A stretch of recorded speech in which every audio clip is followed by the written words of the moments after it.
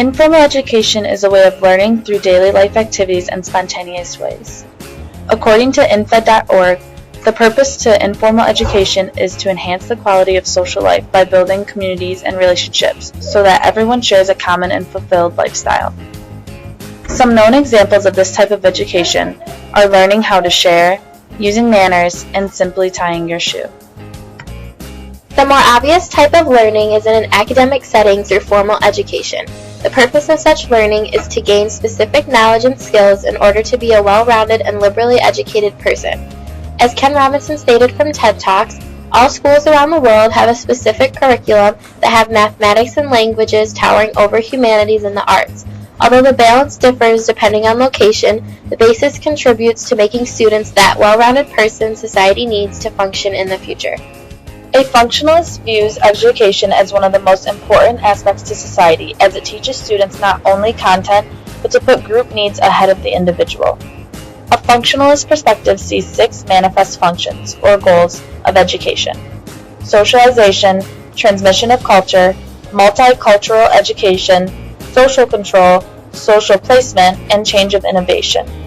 The latent functions, or unintended results, include restricting some activities, matchmaking, and production of social networks, and creation of a generation gap. On the other hand, conflict perspectives believe education results in perpetuating class, racial, ethnic, and gender inequalities through what is taught. These problems are seen through tracking, which is assigning students to a specific curriculum based on previous test scores and grades. Assumptions in students' capabilities results in categorizing students, which actually affects their performance. Also, conflict theorists believe that there's a hidden curriculum in education which influences students to follow rules, routines, and behavior that could be appropriate or inappropriate.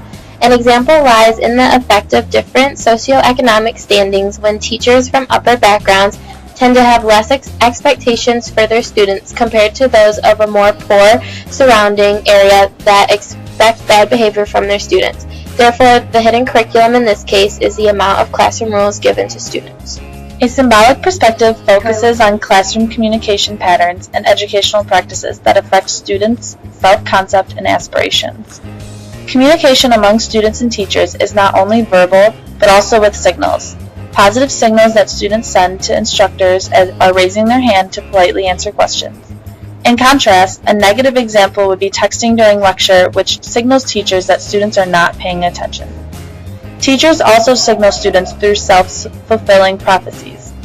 Teachers are reluctant to call on those children who seem to be performing at a slower pace than others, which results in making those students feel like they are actually slower and deserve less education. Symbolic theorists focus on the way labeling affects students by grading, writing comments about classroom behavior, and placements in classrooms based off of test results. A classic form of labeling is the IQ test, which ties in with conflict perspectives, because they both believe that standardized tests categorize students and affect the way they perform in the classroom. A postmodern perspective considers education to be an exchange between producers and consumers, where schools and universities are providing students with goods such as degrees, which in turn make students and parents feel as if they are consumers. Specifically regarding universities, the goal is to enhance students' opportunity for consumption through ploys. In modern times, free Wi-Fi, virtual classrooms, and other free amenities draw students to their school of choice. Furthermore, the focus on giving students the best education with the best teachers is being steered away and more toward the luxurious factors. This exchange is what a postmodernist would focus on. Throughout the years, education has changed throughout public and private schools, dealing with segregation, safety, and violence in simply the curriculum. From a historical standpoint, court cases such as Mendez v. Westminster and Brown v. Board of Education have significantly advanced equality in schooling.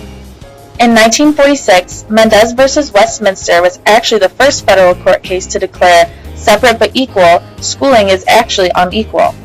Before the decision, not only were Hispanic children put into schools separate from white students, their classroom environment was much different too.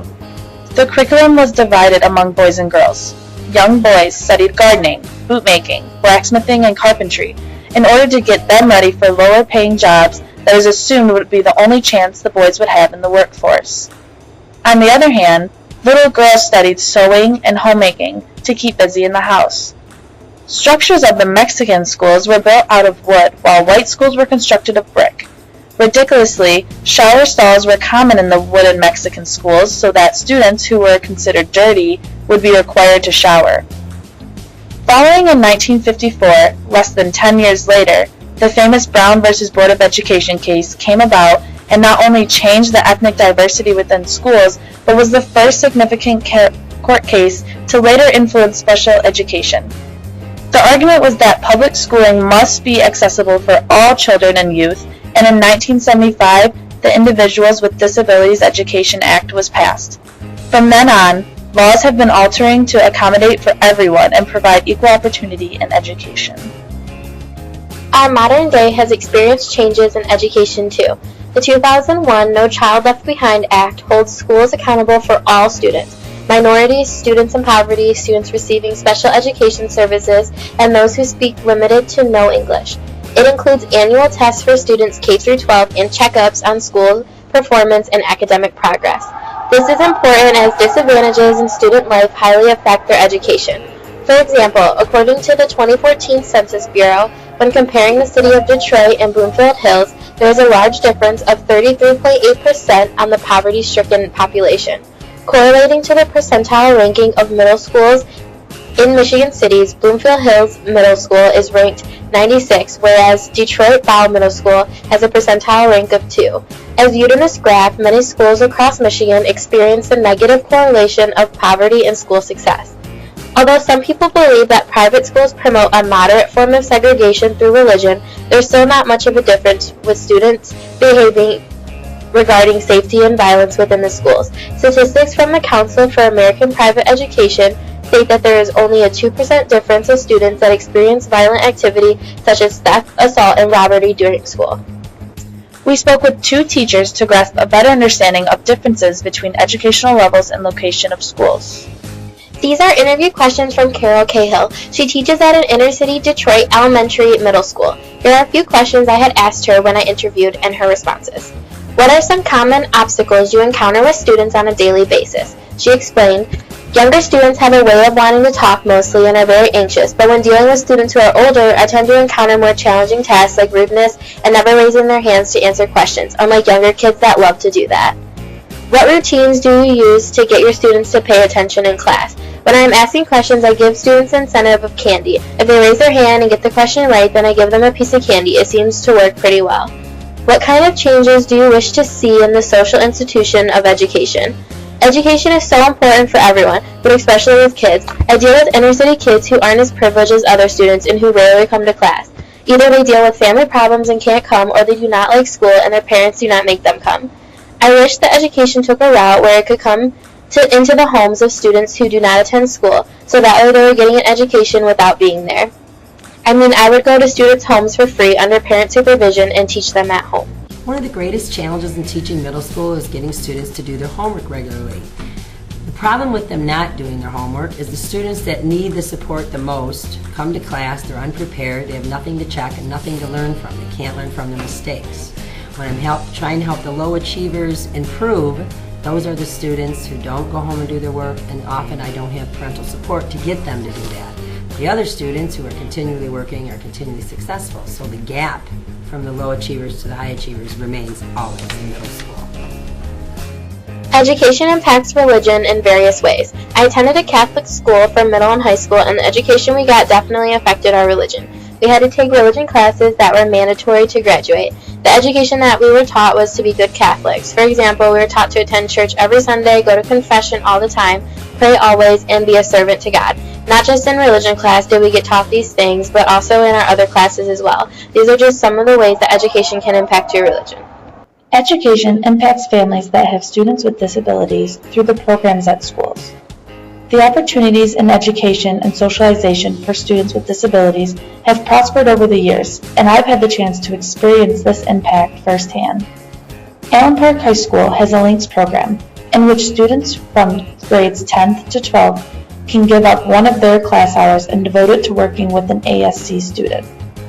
This type of interaction makes the school a more welcoming place for these students, which in result takes the weight off of families. There is more assurance that the autistic child is receiving an actual education, along with making a lifelong support system.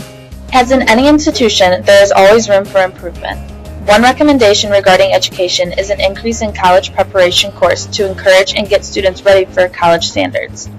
Also, improving relations between principals and teachers is important for common disciplinary actions and efficiency in the workplace. In conclusion, education is the blueprint to success in the modern world, as this is the institution that will shape our future generations.